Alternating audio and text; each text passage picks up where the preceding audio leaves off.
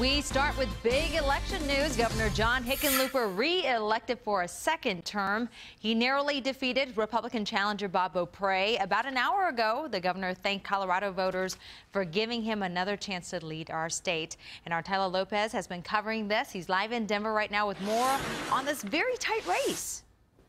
Really was. In fact, Christina, even at this hour, just talked to the Secretary of State's office. They still have 11 of 64 counties that aren't totally done reporting the votes. The largest metro area counties are Adams and Weld. It's believed, though, that number won't make much of a difference. But earlier this morning, a lot of counties still had to count. Arapahoe County, Jefferson County, thousands of votes still to be tabulated. But that certainly didn't stop John Hickenlooper and his supporters as they held a rally and a speech around 9:30 this morning. Quite a crowd inside. In fact, marked by a lot of hugs, smiles, and clapping inside the Capitol. Several times, Hickenlooper clearing his throat, saying he had visited all 64 counties in our state over the past month. It was a tight race, marked by often negative commercials. But Hickenlooper says he tried to stay away from that tactic intentionally, preferring instead to just work hard and get his message of growth and opportunity out. Now is especially the time not to be complacent.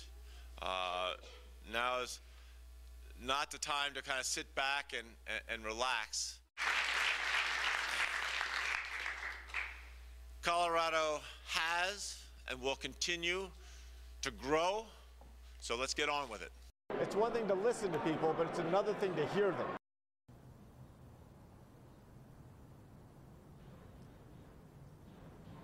And Hickenlooper saying he got a call this morning from Senator-elect Cory Gardner, who told him we can work together. And that may be the theme that Hickenlooper will need going forward, now facing a much different political landscape, nearly 180 degrees different and much more Republican than in his first term.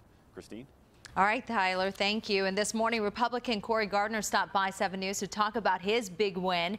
He beat incumbent Mark Udall by about 5%, winning one of the country's most expensive Senate races here. And here's Michelle Nicker asking a critical question. We saw Mark Udall's campaign talking about what we should not like about you. What should those Democrats out there who maybe didn't vote for you, what should they like about you? We're do everything we can to bring people together over the common solutions that we love and cherish about Colorado, and that makes sure that we focus on our environment, we focus on economic issues to get this country back to work. Those are things that aren't red or blue, but they're ideas for Colorado that we can rally behind.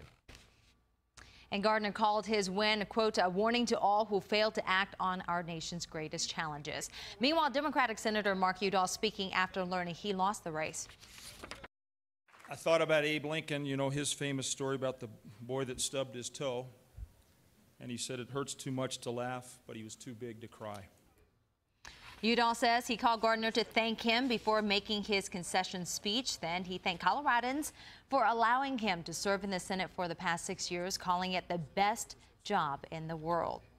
All right, here's a look at some of the other congressional races in our state. Democratic Representative Jerry Polis keeping his seat in District 2. He beat challenger George Lang by 10% of the vote.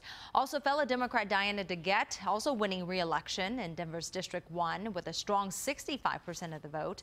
Republican Ken Buck, he claimed victory in District 4. This is in eastern Colorado, also with an overwhelmingly majority here. And finally, Republican Doug Lamborn keeping his seat in District 5.